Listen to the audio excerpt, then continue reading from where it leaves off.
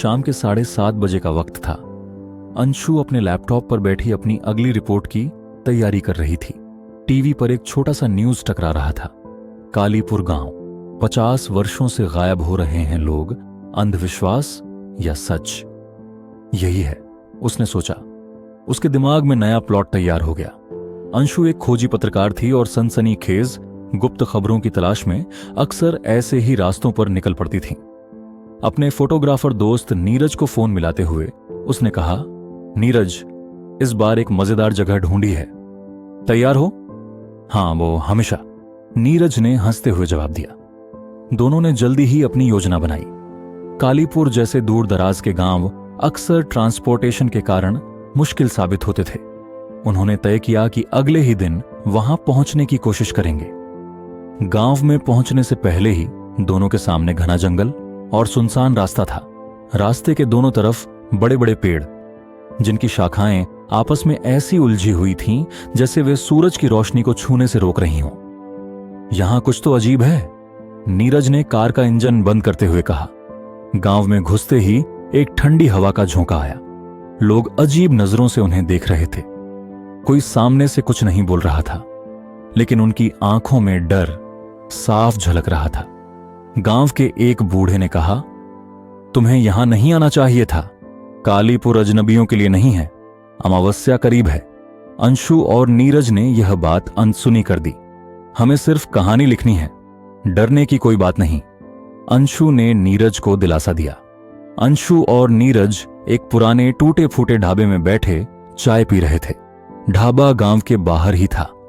चाय परोसने वाले बूढ़े ने उन्हें गांव के अंदर जाने से मना किया था, लेकिन वे अनसुना कर गांव में घुस चुके थे। यहां के लोग इतनी अजीब तरह से क्यों देख रहे हैं? नीरज ने पूछा। डर से? मैंने सुना है कालीपुर के लोगों ने कभी अंधविश्वास के अलावा और कुछ नहीं जाना। अंशु ने चाय का आखिरी घूंट लिया और बोली, कल सुबह सबसे पहले हम उस आलंकाल दरवाजा को देखने जाएंगे। गांव के भीतर घुसते ही माहौल और भी अजीब लगने लगा। रास्ते पर सिर्फ सूखा पत्ता, टूटे घर और पुरानी इमारतें थीं। गांव में कोई भी दिखता नहीं था। कभी कभी छतों से झांकती आंखें नजर आती थीं, जो तुरंत छिप जाती थीं। यह जगह मानो जीती जागती कब्रगाह हो, नीरज ने दबी आवाज में कहा। वे दोनों एक छोटे से घर के दरवाजे पर पहुंचे, जहां उन्होंने दस्तक दी। थोड़ी देर बाद एक बूढ़ी औरत ने दरवाजा खोला। आपको यहां नहीं रुकना चाहिए, यहां की जमीन अपवित्र है, औरत ने धीमे स्वर में कहा। ऐसा क्यों? अंशु ने पूछा, लेकिन औरत ने कोई जवाब नहीं दिया और दरवाजा बंद कर लिया। अंशु और नीरज ने गांव के बाहर एक पुरानी धर्मशाला में रुकने का फैसला किया। धर्मशाला जर्जर हो चुकी थी, दीवारों पर दरारें थीं और खिड़कियों के शीशे टूटे हुए थे। रात बस कट जाए, फिर काम शुरू करेंगे, नीरज ने कहा। आधी रात के आसपास अचानक अंशु की आंख खुली। वह सोच रही थी कि एक भयानक सपना देख रही होगी, लेकिन धीरे धीरे उसे एहसास हुआ कि यह सपना नहीं है।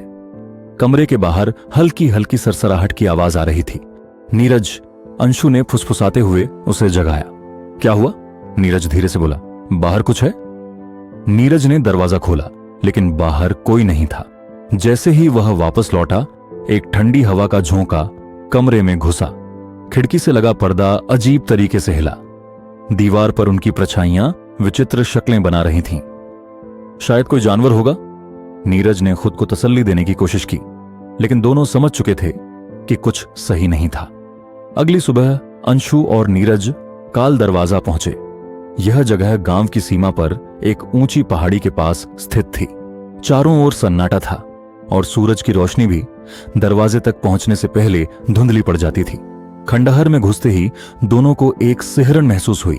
दीवारों पर खून से लिखे कुछ शब्द अब भी साफ थे। यह तो बहुत पुरानी भाषा है, शायद संस्कृत या उससे भी पुरानी कोई लिपि, नीरज ने दीवार को ध्यान से देखते हुए कहा। अंशु ने अपने कैमरे से कुछ तस्वीरें खींचनी शुरू की। यहां कुछ जरूर छिपा है, उसने मन ही मन सोचा। दोनों ने एक बड़े हॉल में प्रवेश किया। वहां हर कोने से फर्श पर कुछ गड्ढे बने हुए थे। नीरज ने जैसे ही एक पत्थर हटाया, वहां से एक पुरानी जली हुई किताब मिली। यह किताब किसी तांत्रिक की लगती है, अंशु ने ध्यान से किताब के पन्ने पलटते हुए कहा। अचानक चारों ओर अंधेरा छा गया। नीरज, टॉर्च चलाओ। टॉर्च की रोशनी में दीवार पर बने कुछ चेहरे दिखे। वे साधारण चित्र नहीं थे, उनके चेहरे से डरावना, खून में सना एहसास झलक रहा था। अंशु, मुझे यहां से निकलना चाहिए, नीरज ने घबराहट में कहा। थोड़ा इंतजार करो, शायद हमें कोई सबूत मिल जाए। एक गहरी डरावनी आवाज खंडहर में गूंजी। तुम्हारी हिम्मत कैसे हुई? खंडहर के भीतर गूंजती वह डरावनी आवाज जैसे उनकी आत्मा को झकझोर रही थी। नीरज ने जल्दी से अंशु का हाथ पकड़ लिया। हमें यहां से तुरंत भागना चाहिए, लेकिन अंशु की जिज्ञासा उसे आगे बढ़ने पर मजबूर कर रही थी। नीरज, ये सिर्फ हवा में गूंजती आवाज हो सकती है। उसने खुद को दिलासा देने की कोशिश की, मगर उसकी आवाज भी कांप रही थी। दोनों ने खंडहर से बाहर निकलने का फैसला किया। रास्ते में उन्हें एक छड़ी के सहारे खड़ा एक बूढ़ा साधु दिखाई दिया। उसका शरीर दुबला और आंखें ऐसी जैसे उसने अनगिनत भयावह सच देख रखे हों। साधु ने मुस्कुराकर पूछा, तुम दोनों को यहां क्या चाहिए? यहां सिर्फ मौत मिलती है। अंशु ने थोड़ी हिम्मत जुटाकर जवाब दिया, हम पत्रकार हैं और यहां की सच्चाई जानने आए हैं। साधु ने गहरी सांस ली और धीरे धीरे अपनी बात कहना शुरू किया। तुमने जिस काल दरवाजा को छुआ है वह सिर्फ एक दरवाजा नहीं, बल्कि बुराई का अड्डा है। इसे एक तांत्रिक ने 200 साल पहले बनाया था, जो अमृता की साधना कर रहा था। उसने 100 मासूम लोगों की बलि दी थी, लेकिन साधना पूरी होने से पहले गांव के लोगों ने उसे जिंदा जला दिया। तब से उसकी आत्मा यहां कैद है और हर अमावस्या वह किसी नई बलि की तलाश करती है। नीरज ने सहमते हुए पूछा, तो क्या यहां लोग मर चुके हैं?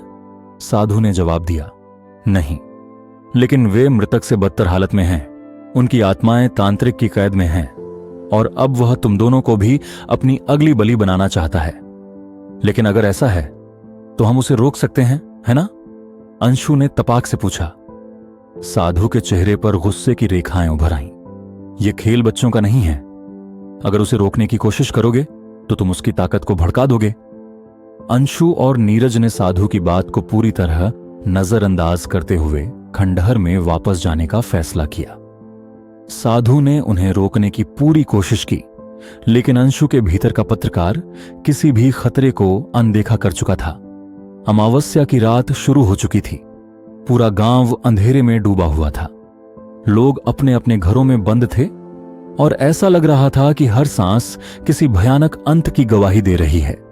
खंडहर में पहुंचते ही हवा भारी हो गई। ऐसा लग रहा था जैसे उनकी हर हरकत पर किसी की नजर हो। दीवारों पर वही खून सने चेहरे अब और स्पष्ट दिखने लगे। अचानक से नीरज गायब हो गया। नीरज, नीरज, अंशु ने जोर से चिल्लाया, लेकिन कोई जवाब नहीं आया। खंडहर में केवल उसकी खुद की गूंजती आवाज रह गई थी। अंशु ने दीवार पर लिखी अजीब लिपियों को ध्यान से पढ़ा। यह कोई मंत्र है? शायद इसका कुछ मतलब है। उसने अपने कैमरे की फ्लैशलाइट जलाकर दीवारों का मुआयना करना शुरू किया। तभी एक जोरदार ठहाका गूंजा। एक परछाई फर्श पर उभरने लगी। धीरे धीरे वह परछाई असली आकार लेने लगी। वह तांत्रिक की आत्मा थी, जो अब पूरी तरह उसके सामने थी। उसकी आंखें ज्वाला सी जल रही थीं और उसने गूंजती आवाज में कहा, तुमने मेरे घर का अपमान किया है, अब तुम मेरी बलि बनोगी। नीरज अब भी कहीं दिख नहीं रहा था। तभी अंशु को एक कोने में खून से सने कपड़े दिखे। यह नीरज की जैकेट थी। नहीं, यह नहीं हो सकता। अंशु ने चीखते हुए जैकेट उठाई। अंशु ने हिम्मत जुटाई और खंडहर में पड़ी जली हुई किताब से मंत्र पढ़ना शुरू किया। तांत्रिक की आत्मा चीखने लगी। उसने पूरी ताकत से अंशु पर हमला करना चाहा, मगर जैसे जैसे मंत्र खत्म हो रहा था, खंडहर की दीवारें गिरने लगीं। अंशु ने महसूस किया कि उसकी मंत्र से आत्मा कमजोर हो रही है। लेकिन तभी एक आखिरी चीख के साथ खंडहर पूरी तरह ढह गया। अंशु बेहोश होकर गिर गई। जब वह होश में आई तो वह साधु के झोपड़े में थी। नीरज का कहीं पता नहीं था। साधु ने शांत स्वर में कहा, उसने नीरज को ले लिया। उसे बचाने का एक ही तरीका है, गांव छोड़ दो। लेकिन सच मानो, वह आत्मा कभी पूरी तरह मुक्त नहीं होगी। अंशु कैमरा उठाकर वापस लौट गई, लेकिन जब उसने तस्वीरों को देखा तो उसे एक झलक मिली। नीरज की जगह अब तस्वीर में तांत्रिक का चेहरा साफ झलक रहा था। कालीपुर का श्राप खत्म नहीं हुआ। अंशु की रिपोर्ट चर्चित रही, लेकिन उसके कैमरे की आखिरी तस्वीर ने उसे हमेशा के लिए डर के साए में जीने पर मजबूर कर दिया। अगर आपको ये कहानी पसंद आई हो तो इसे लाइक जरूर करें, अपने दोस्तों और परिवार के साथ शेयर करें और हमारे चैनल प्रेम वाणी को सब्सक्राइब करना न भूलें। ऐसे ही और दिल को छू लेने वाली कहानियां सुनने के लिए बेल आइकन भी दबाएं, ताकि हर नई कहानी सबसे पहले आप तक पहुंचे। धन्यवाद।